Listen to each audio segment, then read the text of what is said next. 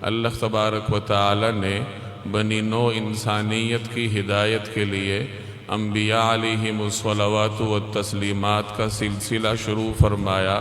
حضرت آدم علیہ السلام سے یہ مقدس سلسلہ شروع ہوا اور جناب رسول اللہ صلی اللہ علیہ وسلم پر یہ مقدس سلسلہ اپنے اختتام کو پہنچا۔ گویا آپ صلی اللہ علیہ وسلم پر نبوت کو ختم کیا گیا اور آپ صلی اللہ علیہ وسلم ہی خاتم النبیین ہے، جس کا ذکر قرآن کریم کی اس آیت میں ہے، ما کان محمد ابا احد من رجالکم، کہ محمد صلی اللہ علیہ وسلم تم میں سے کسی مرد کے، تم مردوں میں سے کسی کے والد نہیں ہیں، ولیکن رسول اللہ، بلکہ وہ اللہ کے رسول ہیں، وخاتم النبیین، اور آخری نبی ہیں، نبیوں کے سلسلے کا اختتام کرنے والے ہیں۔ قرآن کریم کی اس آیت نے واضح طور پر یہ اعلان فرمایا کہ رسول اللہ صلی اللہ علیہ وسلم انبیاء کرام کے سلسلے کے آخری نبی ہیں،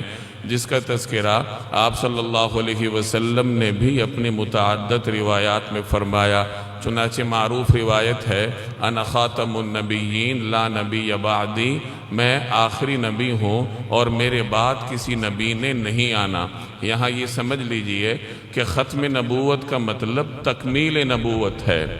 صرف اختتام میں ہونا، کسی چیز کا آخر میں ہونا،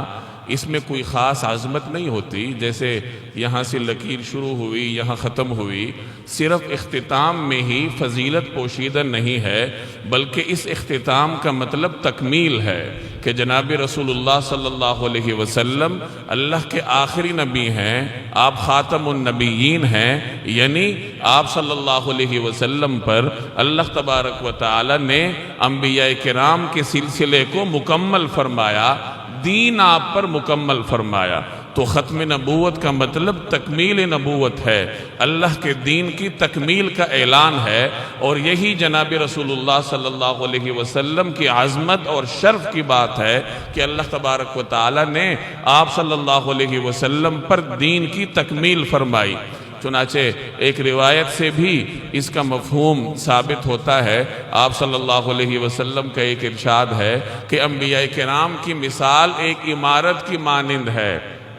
کہ ایک بڑی خوبصورت عمارت ہے، اس میں بڑی خوبصورت اینٹیں لگی ہیں، لیکن آخر میں ایک اینٹ کی جگہ باقی ہے۔ اب لوگ وہاں سے گزرتے ہیں،